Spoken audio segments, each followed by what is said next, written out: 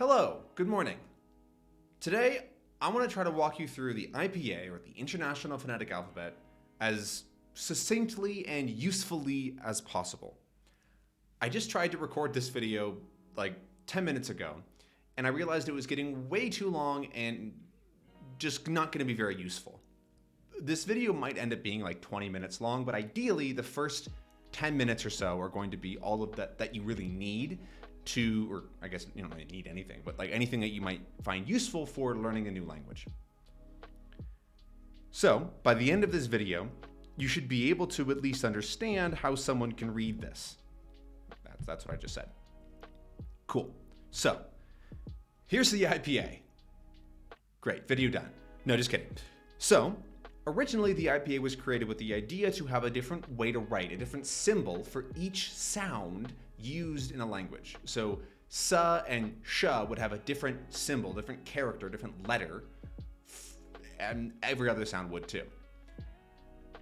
That sort of fell through because there's so many different sounds and languages are different that they ended up needing to introduce what are called diacritics, or these extra little symbols that can clarify, because too many languages had a t-like sound, but they didn't want to have 20 different T's. Instead, it's one T with like extra stuff added on. Sort of is how it is now.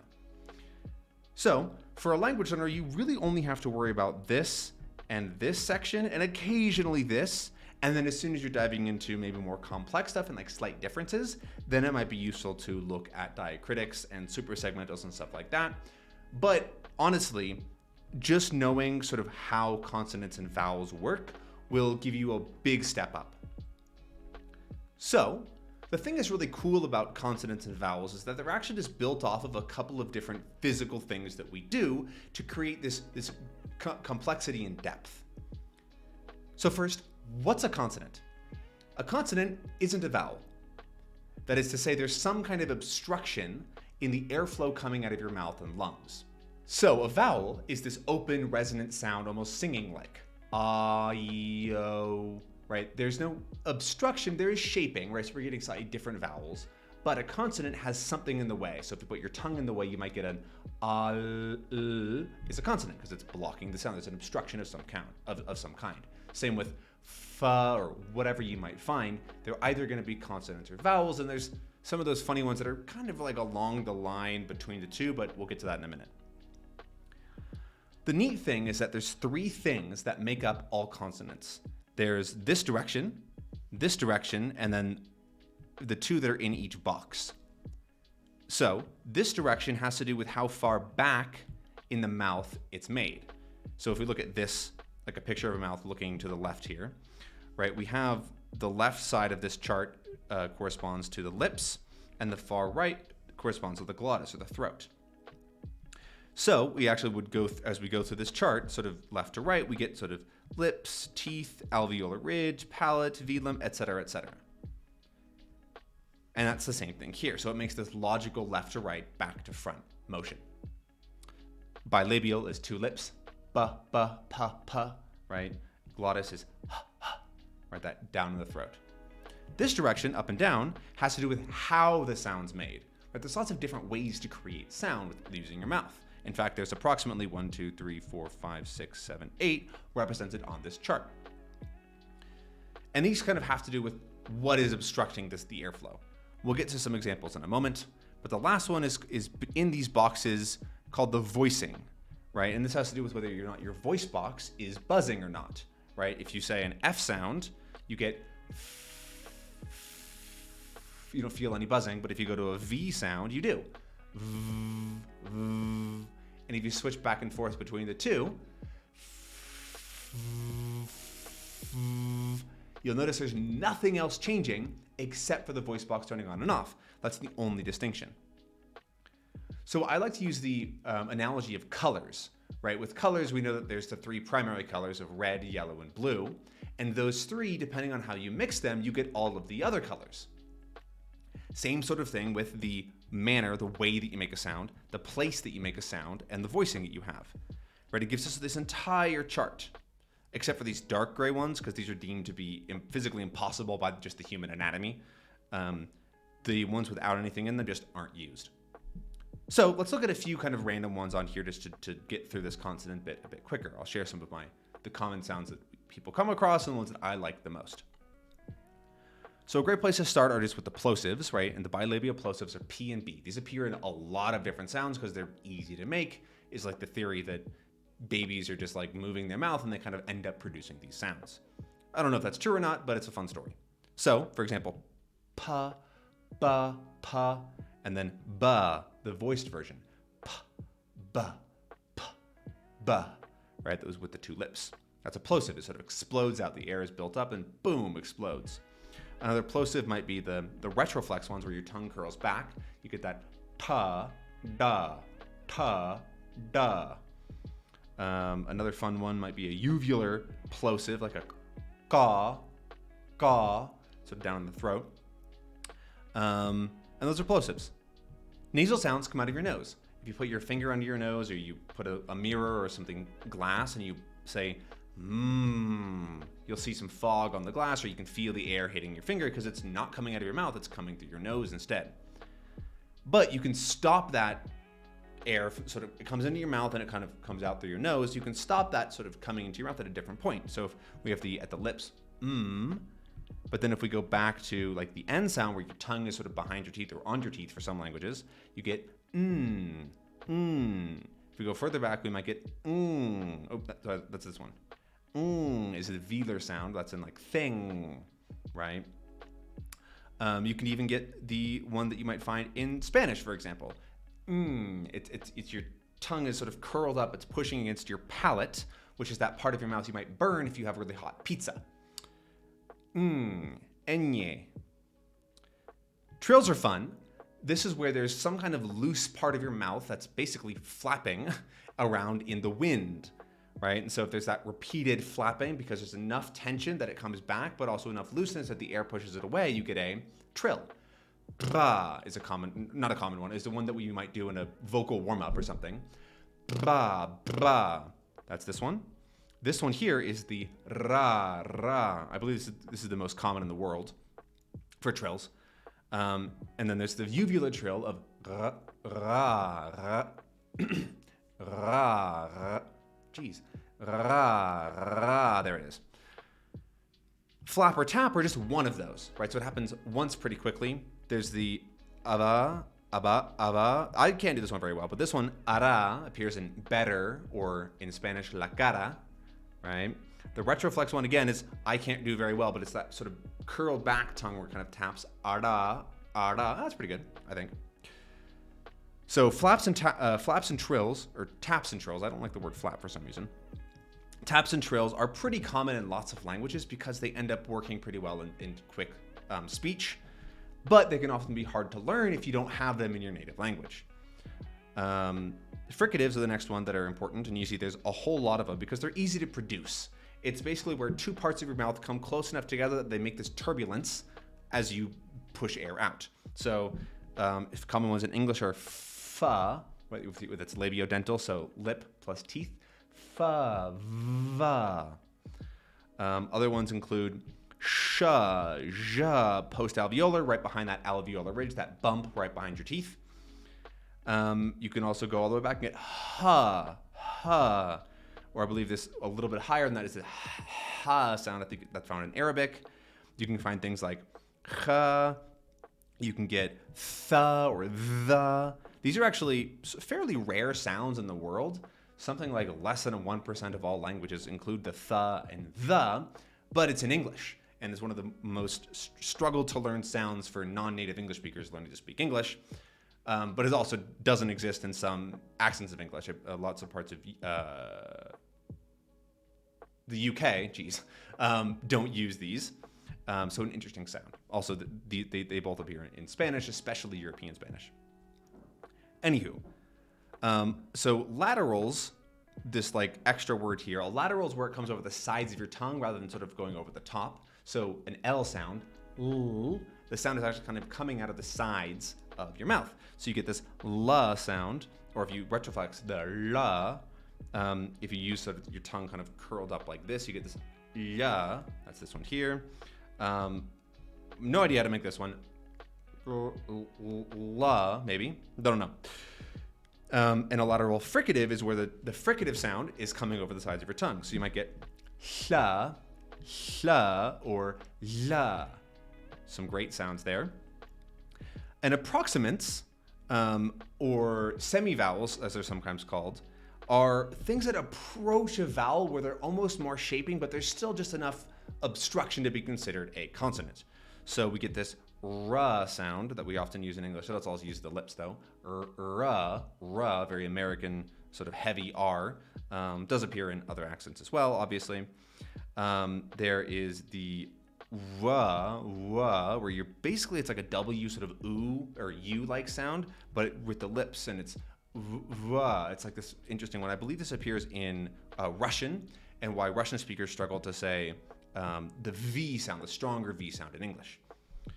So tons of sounds here, and the biggest thing to remember is that when you come across a new sound, you can look at it on the chart and sort of see how it references or how close it is to other sounds. A common example might be if you're learning Spanish and you see, oh, there's this ñ sound. That doesn't appear in English, I don't think. So I might look it up and see, oh, it's sort of close to an N, but in an NG sound that we have in English, but it's not the same. So I have to find that kind of middle point. And if you read where the palate is, you can sort of understand that, oh, my tongue should be pushed up a bit more rather than sort of far back or forward, right? It's like in that middle point. And you can start to help set your mental model of what your mouth is doing, then practice over time, and then eventually it becomes automatic, right? This is all just a tool for thinking about these things. It's not going to actually make you a pronunciation master in just 24 hours or whatever. Okay, those are consonants. Hopefully that's a decent rundown of just what a consonant is, but let's look at some vowels, because vowels are the really weird and hard part. Again, I like the representation of colors, but this time there's also this, it's much more fluid, right? There aren't these sort of as simple rules about where vowels are and aren't, because this whole chart is actually also, again, sort of inside your mouth. It's sort of about where your tongue meets and creates this like shaping of the sound. But subtle differences in vowels can produce a totally different sound. And so they're a little bit more finicky. Native speakers can often tell when somebody's non-native based on their vowels being a tiny bit off. And I mean a tiny bit. So again, like consonants, there's three things that make up vowels, sort of. There's this up and down, the back, the left to right, which is back to front, remember, because you're facing this direction. So there's the front of the mouth and the back. And then there's also these pairs. So there's three things that we really control in our mouth when we're shaping sounds. There's our jaw, there's our lips, and then there's our tongue, right? So back and front is basically the tongue, right? How forward or back is your tongue sort of arched? Open to close or high to low is how open your jaw is, more or less. And then the pairs are how rounded or unrounded your lips are. Left is round or unrounded, and right is rounded. So some good examples. So I'm going to draw on here. So we have the E sound. I don't like, why is that so small? So we have the E sound, and then we have the ah sound. So we actually see E ah. I have to open my jaw a bit. E ah. Or if we go to E to oo, we can feel our tongue pulling back. Do it with me. Ew. Wait, I can feel my tongue retracting. You can also notice that my lips are closing because oo is on the right, so it's closed, and E is on the left, so it's open. And those three factors can find you anywhere on this chart. The hard thing is that there's like this human tendency to snap to the vowels that you know. So for example, in English we have, so in English we have E and I, but a lot of languages don't have this I sound. And so their brains kind of snap to E. It's like this magnet that pulls it to E, right? So instead of saying sit, somebody might say seat, right? They try to go quickly because they can hear that it's shorter. I is shorter than E often. So, but their brain kind of snaps to the I. So you have to train your brain to not get sucked in by this black hole of vowels that you know. A really good example is in English, or in American English at least, there's so many different accents, I can only really speak about my own. We have like in my name, Ben. But other accents, other languages might use and so they might want to say ben instead of ben. Ben, ben. Very close. The same thing for English. English speakers might go to a new language and they have which is actually more common in the world, but they might snap to saying And so it sounds a bit off, not a ton off, just a little bit off. And so these slight distinctions, because if we remember, this is in the mouth, so it's just like less than a millimeter, can make a big, big difference. So the cool thing though is that you can kind of force your mouth to create these different sounds just by kind of manipulating one piece at a time. Let's look at this sound right here, this Y letter that we use to represent the sound, which is U. U. This appears in French and German. It's actually the same as E, but with the lips closed. So don't let your brain take over here. What I want you to do is say an E sound, nice and open and smiley. E. And then what you're going to do is slowly try to force just your lips in. Your tongue and your jaw should all stay the same. Your tendency will be to fall back to ooh if you're an English speaker, because your brain is going to want to snap to that place because your brain's like, oh, closed vowel, that's ooh, right? Wrong. E, oo, not e, ooh. E, just my lips are moving. And so that's how you can find similar sounds there. If you can do you can do u. If you can do you can do right? All sorts of little distinctions there. When you look at a vowel chart in a new language, be very cognizant of the symbols that you see. Slight differences are different sounds. Is not aw. Is not is not ah. They're all different. I'm not going to run through all of them, even though I love vowels, but keep this in mind when you go look at the Wikipedia page for the phonology of your new language. I do want to just run through a couple of my favorites. I'm probably going to delete this, aren't I? Some of my favorite vowels then, if I can, are, this one is fun, just because it's like an ooh sound, but open, so you get I believe it appears in Japanese some places. I love the good old schwa, the only sound with a name, because it's this like default resting place. Right?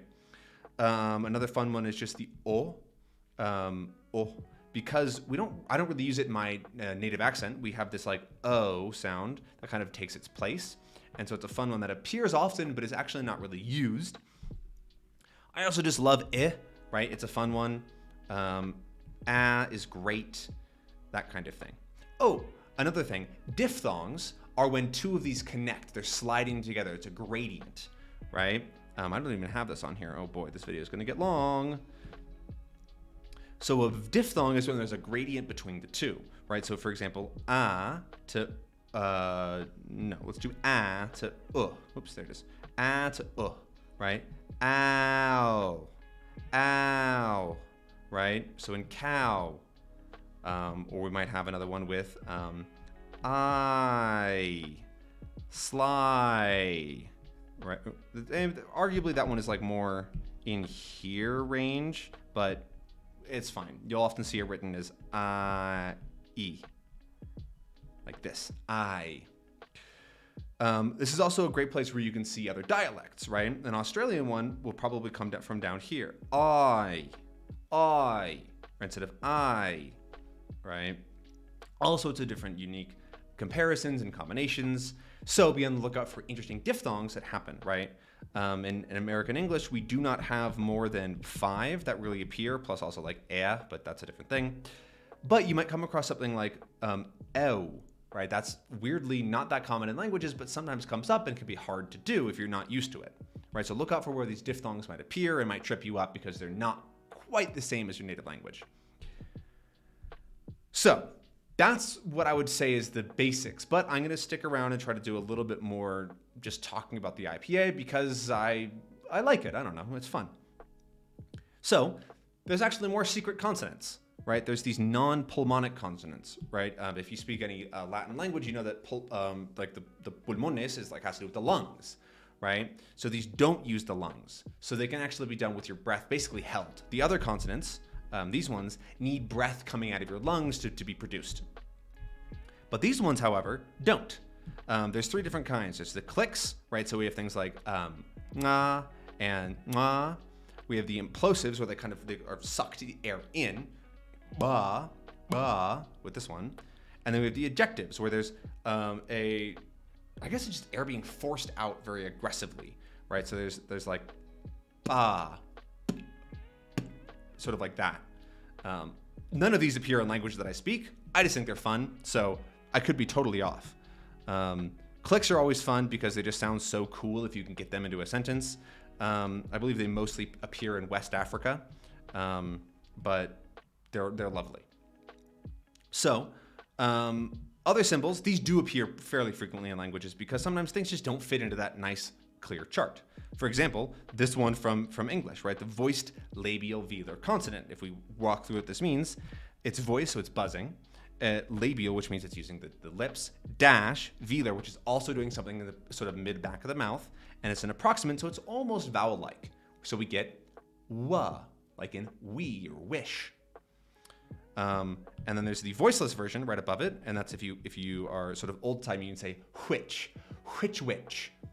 Because it's unvoiced, it's voiceless. There's not a ton here, but the other thing you might want to be aware of is these affricates. You can combine two sounds and tie them together with a little hat. These are pretty common because you get things like tsa, which is a T and an S combined. Tsa. You can find that in German, in cats, for example, in English. We get things like cha, like in cheese, right? So you will find all sorts of these different things. This can also help you understand why you are hearing something that sounds like something else, but there's like an additional piece. For example, sheep and cheap are almost the same, but one uses sha and one uses cha, the affricate, right? So sheep and cheap. So it's actually just starting with this almost like silent T. So those are the funny sounds. Stop buzzing. That you might come across in categories. So what do you do with this information now that I've rambled on for at least 15 minutes?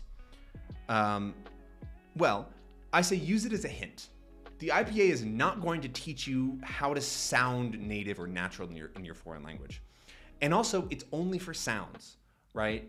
There's ways to write the tone and the prosody and everything in a language, but that's so much harder to grasp, right? Sounds are a little bit more concrete, so looking at the different symbols can help you understand a bit more about the pronunciation of your new language. But you have to use it as a hint, right? If you look and you see that, oh, there's a P sound in this language, it's not going to release everything that it knows just by looking at the symbol. You still have to immerse and hear the sound a lot. But if you can use it as a hint to learn more, if you go, oh, that symbol's different than is in English, I should focus more there, right? That can really help you hear these things more easily.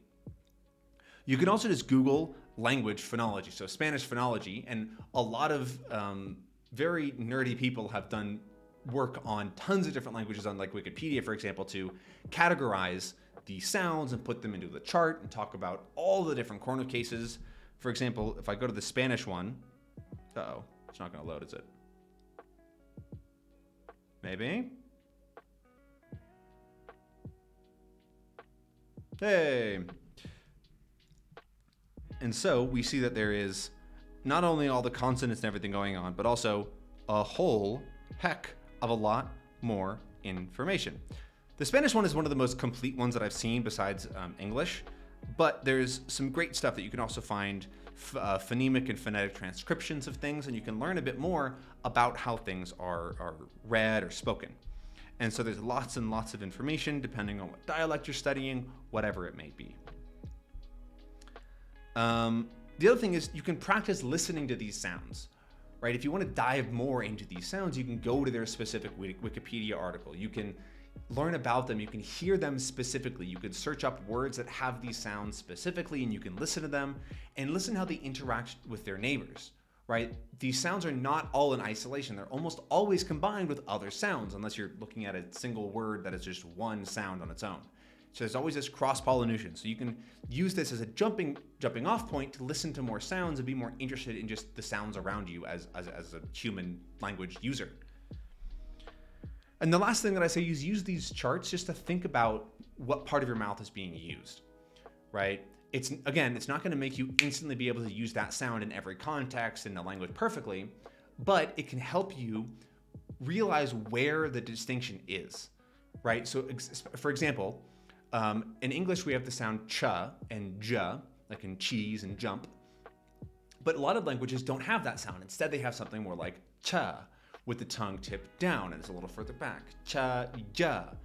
They're subtly distinct, but they will sound more natural if you use them in your target language, depending on the dialect or whatever it is. There's so many different asterisks and caveats that it's really hard to generalize these statements. But if you take this, you are more interested in listening to the sounds and realizing there's ways to write these down. You can practice with them. I think that's a great thing. In the description of this video, I'm going to leave an Anki deck that I made quite a while ago, which is supposed to help you memorize a bit more of the sounds and the symbols so that they can become a little bit more instant.